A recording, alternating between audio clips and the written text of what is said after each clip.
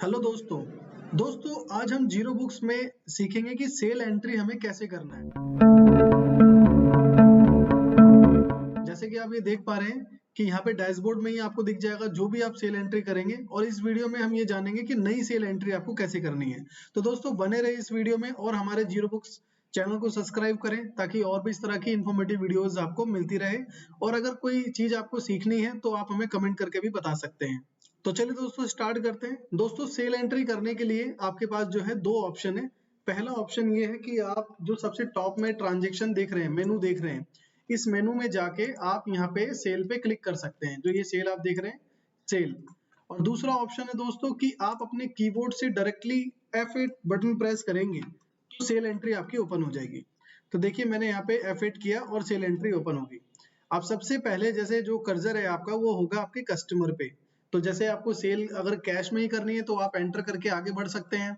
और यदि आपको स्पेसिफिक किसी के नाम से बिलिंग करनी है, उसका लेजर या उसका जो भी पार्टी नेम है उसको मेंटेन करना है, तो आपको यहाँ पे उसका नाम मेंशन करना है। जैसे कि मैंने मान लो डाला राजकुमार। अब ये राजकुमार जो लेजर है इसमें बना नहीं है, तो हमें क्या करना पड़ेगा, यहीं पे इंस्टेंटली माउस से आप इस पे क्लिक कर सकते हैं या एंटर कर सकते हैं।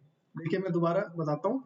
अब मैं जैसे यहाँ क्लिक करता हूँ तो एक जो है डिटेल ओपन हो जाएगी जहां पे मैं डिटेल को मेंशन कर सकता हूँ। जैसे मैंने ये डाला पार्टी का नाम राजकुमार, एंटर, प्राइजेस है, और उसके बाद जो है एलियास में कुछ डालना है, जैसे शॉर्टकट नेम वगैरह डालना है तो आप डाल सकते हैं, नहीं तो खाली भी छोड़ सकते हैं।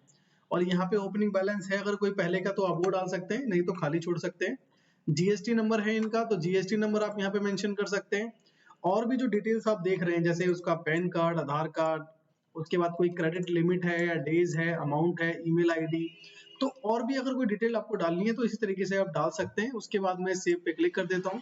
अब देखिए यहाँ पे ये राजकुमार एंटरप्राइजेस सेव हो गया है। अब आपको क्या करना है, आपको यहाँ पे टैब का बटन प्रेस करना है, दोबारा से टैब करना है। और अगर आपने अपने आइटम में अगर टैब बारकोड मेंशन किया हुआ है तो बारकोड आप यहाँ पे डाल सकते हैं। और यदि आपने मेंशन नहीं किया बारकोड तो आप आइटम सर्च करके भी उसको फाइंड कर सकते हैं। अब जैसे कि मैं कोई आइटम सर्च करता हूँ, अब इसके अंदर आइटम भी नहीं है तो मैं यहाँ पे न्यू आइटम पे क्लिक कर देता हूँ। अब आप एक चीज समझ पा रहे होंगे कि हम इंस्टेंटली जो है अपनी पार्टी को भी क्रिएट कर सकते हैं और इंस्टेंटली अपने लेजर को भी क्रिएट कर सकते हैं। अभी जैसे कि मान लीजिए यहाँ पर मैं आइटम डाल देता हूँ पार्ले जी 5 MRP, इस तरीके से। और उसके बाद आप इसका भी कोई भी HSN कोड है वो डाल सकते हैं। सेलिंग प्राइस है तो सेलिंग प्राइस डाल सकते हैं, जैसे मैंने ₹5 डाला। परचेजिंग प्राइस आप जो भी है वो डाल सकते हैं और परसेंटेज भी डाल सकते हैं। ये जो है ऑटो कैलकुलेट कर लेता है आपके एमआरपी के अकॉर्डिंग। तो यहाँ पे आप देख भी पा रहे होंगे। अभी मैं डायरेक्टली डाल देता हूँ, इसके बारे में डिटेल में आपको मैं एक वीडियो शेयर करूंगा कि परचेजिंग प्राइस मेरा जो है ₹3 का है और सेलिंग प्राइस जो है ₹4.50 में मैं इसे सेल करता हूँ। उसके बाद में इसे सेव कर देता हूँ। तो ये देखिए आपको यहाँ पे ये दिख गया। और टैब टैब का बटन आपको प्रेस करना है और टैब आपका कहाँ पर है ये आपको नीले कर्सर से पता लग जाएगा। ये देखिए अभी क्वांटिटी पे है तो मुझे 5 क्वांटिटी बेचनी है तो मैंने 5 कर दिया। फिर टैब का बटन प्रेस करूंगा, फिर टैब करूंगा, देखिए अब यहाँ पे रेट पे आ गया। अब जैसे ये डिस्काउंट पे आ गया तो मैंने इसमें 5% का डिस्काउंट भी दे दिया। और उसके बाद आप इसको टैब टैब करके एंटर कर देंगे। जैसे ही इस ऐड आइटम पे कर्सर आपका पहुंचेगा या फिर डायरेक्टली आप एंटर करेंगे तो आपका ये आइटम लोड हो जाएगा नीचे की तरफ। ये देखिए ये आइटम आपका लोड हो चुका है। अब ऐसे ही दूसरा आइटम सेल करने के लिए अब दोबारा से कर्सर आपके बारकोड पे है। अगर आपको बारकोड के अकॉर्डिंग सेल नहीं करना, टैब का बटन प्रेस करें और उसको आइटम सर्च के अकॉर्डिंग भी कर सकते हैं। लास्ट में जो है अगर आपको बिल सेव करना है या कोई एडिशनल डिटेल्स को डालना है, जैसे कोई पेमेंट टर्म्स कोई है कि उसको 25 दिन का 20 दिन का टाइम देना है, या कोई डॉक्यूमेंट इधर अटैच करके रखना है, कोई बिल या कोई भी किसी भी तरह का पीडीएफ है तो यहाँ पे इसी बिल के साथ आप अटैच करके रख सकते हैं। कोई डिस्क्रिप्शंस डालनी है इस बिल के रिगार्डिंग तो आप यहाँ पे उसकी डिस्क्रिप्शन डाल सकते हैं, जैसे term of payment, term and conditions कुछ अलग है या बायर का नाम कुछ और है यहाँ पे तो वो डाल सकते हैं। ट्रांसपोर्ट डिटेल में जो है आप किस ट्रांसपोर्ट से भेज रहे हैं वो सारी डिटेल आप यहाँ पे डाल सकते हैं। और शिपिंग एड्रेस डालना चाहे तो शिपिंग एड्रेस भी आप यहाँ पे डाल सकते हैं। बिलिंग शिपिंग अलग अलग आप कर सकते हैं। ये रहा डिलीवरी एड्रेस। तो ये एडिशनल डिटेल्स हैं। और अगर कुछ भी ऐसा नहीं है तो आप सिंपली इसको जो नीचे आप देख पा रहे हैं सेव का बटन, ये जो सेव का बटन है आप इस पे क्लिक करके इसे सेव कर देंगे। अब जैसे ही आप सेव करेंगे तो यहाँ पे आपके पास पेमेंट डिटेल आएगी। मान लीजिए अगर इन्होंने मुझे कैश दे दिया है तो मैं यहाँ पे कैश मेंशन कर सकता हूँ, अगर इन्होंने पेटीएम किया है तो मैं पेटीएम भी कर सकता हूँ। और भी जो है आप अपने जो है पेमेंट टर्म्स बना सकते हैं, जैसे मान लो पेटीएम है, फोन पे है, या आपके करंट अकाउंट में डायरेक्टली आ गया, या कोई और यूपीआई अकाउंट है, तो ये और भी आप बना सकते हैं। तो दोस्तों इसको कैसे बनाते हैं, इसके लिए आप हमारा चैनल जरूर सब्सक्राइब करके रखना, क्योंकि इस तरह की और भी वीडियोस जो है आपको आने वाले टाइम पे मिलती रहेगी। तो यहाँ पे आप समझिए कि यहाँ पे आपको पेमेंट डालना है। पेमेंट डालने के बाद इसके बाद आपको ओके करना है, और ओके करने के बाद आपके पास इतने सारे ऑप्शंस है प्रिंट आउट करने के लिए। जैसे कि आपको थर्मल प्रिंटर जो होता है 3 से 4 इंच का, उस पे निकालना है तो उस पे निकाल सकते हैं। और इतने सारे जो है बिल फॉर्मेट आपको पहले से यहाँ पे बने हुए मिलते हैं। जैसे क्या है कि हर तरह के बिजनेस में अलग अलग जो है प्रिंट आउट की नीड होती है, तो यहाँ पे वो सारे प्रिंट आउट आप अपने अकॉर्डिंग कर सकते हैं। जैसे जीएसटी स्टैंडर्ड, लैंडस्केप, पोर्ट्रेट, या फिर आपको जो है थर्मल में चाहिए, या फिर आपको जो है जीएसटी जीएसटी अलग चाहिए, या फिर आपको लैंडस्केप में अलग अलग रेट के अकॉर्डिंग चाहिए। तो सारे इतने सारे फॉर्मेट यहाँ पे बने हुए हैं। देखिए सपोज मैं अभी आपको ये दिखाता हूँ, तो ये क्या है, ये थर्मल है, जिसमें जो है 2 से 3 इंची के पेज पे ही प्रिंट आउट आता है।